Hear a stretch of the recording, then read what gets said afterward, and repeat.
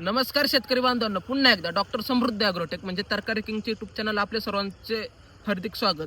आजचा व्हिडिओचा विषय देत असताना खूप शेतकऱ्यांची डिमांड होती. बरेचसे फोन कॉल येत आहेत की साहेब कलिंगड पिकाची लागवड कधी केली गेली पाहिजे, त्याचबरोबर खरबूज पिकाची लागवड कधी केली गेली पाहिजे, या संदर्भात आजचा व्हिडिओ देत असताना खूप महत्त्वाचा व्हिडिओ आहे, शेवटपर्यंत बघायचा आहे. बाजारभावाचा जर अंदाज देत असताना ह्या वर्षी कलिंगड पिकासाठी सुवर्ण वर्ष असणार आहे. त्याचबरोबर आपल्याला हे वर्ष तितकंच धोक्याचं पण असणार आहे. म्हणजे या वर्षी खूप सारे आपल्याला प्रॉब्लेम जाणवणार आहे. तर आता साधारणतः एक 15 दिवसाचे जे प्लॉट असतील, साधारणतः महिन्याभराचे प्लॉट असतील, त्यांना एक प्रॉब्लेम जाणवते. त्यासाठी आपल्याला एक प्रॉब्लेम जाणवते, वेलांची वाढ न होणे, अतिथंडी. साधारणतः जर आपण रात्रीचं जर टेम्परेचर पाहिलं तर 8 ते 10च्या दरम्यान येते आणि दिवसाचं जर टेम्परेचर पाहिलं तर 27, 28, 30च्या दरम्यान जाते. हे टेम्परेचरमध्ये साधारणतः 20ची तफावत होती, 20 अंश सेल्सिअसची. अशा वेळेस वेलांची वाढ न होणे आणि त्याचबरोबर जे सेटिंगला प्लॉट आहे त्यांची सेटिंग न होणे, यांसारखे प्रॉब्लेम जाणवत आहे. तर याच्यामध्ये आपण कशा पद्धतीने कामकाज केलं गेलं पाहिजे. एक साधारणतः 15 दिवसाचे आपले प्लॉट असतील तर साधारणतः वाढ होत नसेल तर ड्रिपच्या माध्यमातून आपल्याला कोरोमंडलचं 28-28-0 साधारणतः एकरी 5 किलो आणि त्याचबरोबर सायरस 500 ml म्हणजे ज्याच्यामध्ये जिब्रालिक ॲसिड आहे. जिब्रालिक ॲसिड तुम्ही कोणत्याही कंपनीचं घेऊ शकता. त्याच्यानंतर आपण फवारणीच्या माध्यमातून जीएचा आपण वरून फवारणीच्या माध्यमातून वापर केला गेला पाहिजे. त्याच्यानंतर आपण कॅल्शियमची लेवल सातत्याने उंच ठेवली गेली पाहिजे. कॅल्शियम आणि फॉस्फरस आणि त्याचबरोबर फॉस्फरस आणि झिंकचं फिक्सेशन होऊन झालं गेलं नाही पाहिजे, जेणेकरून वेलांची वाढ चांगल्या पद्धतीने राहील. त्याच्यानंतर आपण जर विचार केला असता, जे सेटिंगला प्लॉट आहे तर त्यांच्यासाठी आपण वरून फवारणीच्या माध्यमातून कॅल्शियम बोरॉन आणि त्याचबरोबर आपण मधमाशांची पिटी सुद्धा आपण आपल्या शेतामध्ये आणून ठेवू शकतो.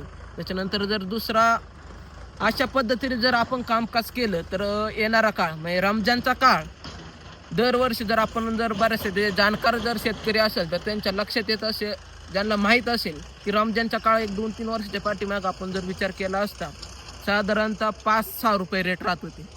पण 2026 ती कंडिशन होणार नाही. त्याला कारण एक असणार आहे, सेटिंग न होणे आणि त्याच्यानंतर दुसरा मुद्दा वेलांची वाढ न होणे.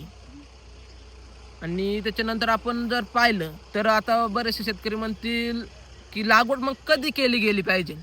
तर मित्रांनो, अजूनही आपल्या हातामध्ये संधी आहे. साधारणतः 21 मार्च रोजी रमजान ईद आहे. तर मित्रांनो, 21 मार्च आधी साधारणतः जर विचार केला असता तर एक 60-70 दिवस आधी मोजायचे ते आपल्याला. साधारणतः तारीख येते ती आपल्याला 10 जानेवारी ते 20 जानेवारी ह्या दरम्यान आपली लागवड झाली गेली पाहिजे.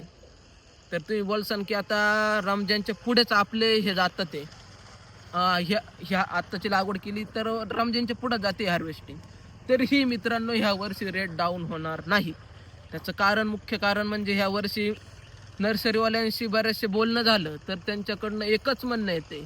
आणि ह्या वर्षी जर प्लॉट जर पाहिले तर कलिंगड आणि खरबुजाचे खूप कमी. कारण की त्याला एकमेव कारण आहे की ह्या वर्षी अतिथंडीमुळं बऱ्याचशा शेतकऱ्यांचे जे एक 15 दिवसापूर्वी एक लागवड केली, महिन्यापूर्वी लागवड केली, ते खूप त्रस्त झालेले आहे ते शेतकरी. वेलांची वाढ नाही झाली, त्याचबरोबर सेटिंगला खूप अडचणी आल्या, शुगर नाही मिळाली, सेटिंग झाली तर शुगरला प्रॉब्लेम आले. तर अशा वेळेस जे शेतकरी 4-4, 5-5 एकर कलिंगड करतात त्यांचे क्षेत्र खूप घटलेले आहे.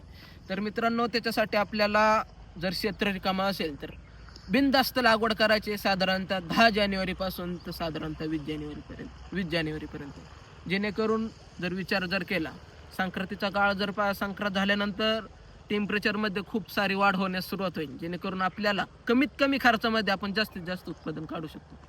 ते कसं तर संक्रांतीपासून टेम्परेचरमध्ये वाढ झाल्यानंतर आपल्याला खतांचा जोर जास्त द्यावा लागणार नाही आणि त्याचबरोबर फवारणी पण आपल्याला वाढीच्या वगैरे अमिनो ॲसिडच्या जास्त द्याव्या लागणार नाही. तिथं आपण खूप सारे पैसे वाचून आपण साधारणतः ह्या वर्षी कमीत कमी 12 रुपयापासून तर 15 ते 8 रुपयापर्यंत रेट राहण्याची दाट शक्यता आहे. रमजान सुद्धा ह्या वर्षी साधारणतः 15 रुपये प्लस राहण्याची दाट शक्यता आहे. रमजान जर पाहिला तर 19 फेब्रुवारी चालू होते.